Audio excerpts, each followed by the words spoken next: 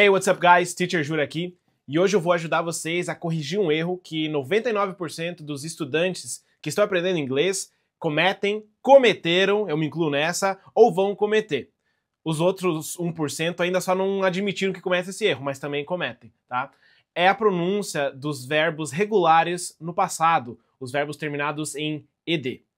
A primeira coisa que a gente tem que entender é que existem 3 possíveis sons para esses verbos terminados em ed. A gente tem os sons terminados em t, em d e em ed.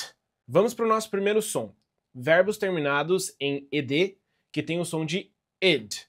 Essa aqui é mais simples, eu diria, porque a gente tem que pegar verbos que terminam em t ou d. Se eles terminam em t ou d e a gente adicionar o ed, o som, né, a pronúncia, vai ser tid or did.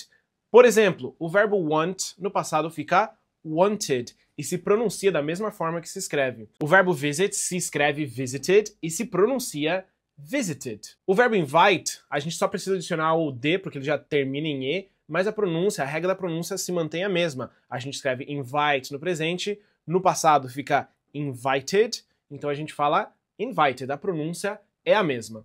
Aqui uma regra legal da gente pegar para essa primeira pronúncia é, terminou em tid or did, a gente pronuncia o ed, tid or did. Agora que o bicho pega, temos mais 2 sons, d e t. Se o verbo terminar com uma dessas letras que estão aí na tela, o som dele, quando a gente adicionar o ed, vai ter som de t. Essa é uma pronúncia que pra gente que fala português fica um pouco antinatural, porque a gente tá lendo, né, o ed e a gente tá pronunciando o t, a gente tem que pronunciar o t. Por exemplo, o verbo work. Quando a gente adiciona o ed, a gente tem muito costume de falar worked, né? A gente tem o verbo visit, visited, invite, invited, work, worked. Mas work é uma dessas palavras que terminam com k, por exemplo. Então, se a gente adicionar o ed, a gente não vai pronunciar worked, a gente vai pronunciar worked.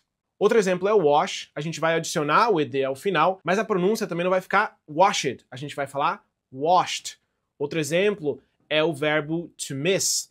Se adiciona o ed normal no final, só que a gente não fala missed, a gente fala missed. A mesma coisa acontece com o verbo to kiss. A gente escreve kissed, mas a gente pronuncia kissed. Agora vamos para o nosso último som, que é o som de d. Se o nosso verbo terminar com uma dessas letras aqui na tela, a gente vai pronunciar só a letra d no final. Um exemplo é o verbo to play.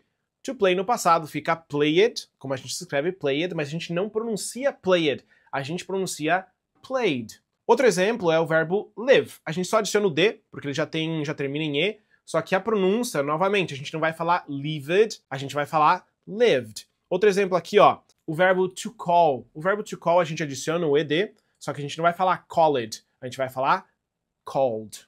Agora vamos fazer um pequeno teste. Eu vou colocar um verbo na tela, você tenta pronunciar em casa e logo em seguida eu já dou a pronúncia correta. Bora lá? Worked. Started. Called. Jumped.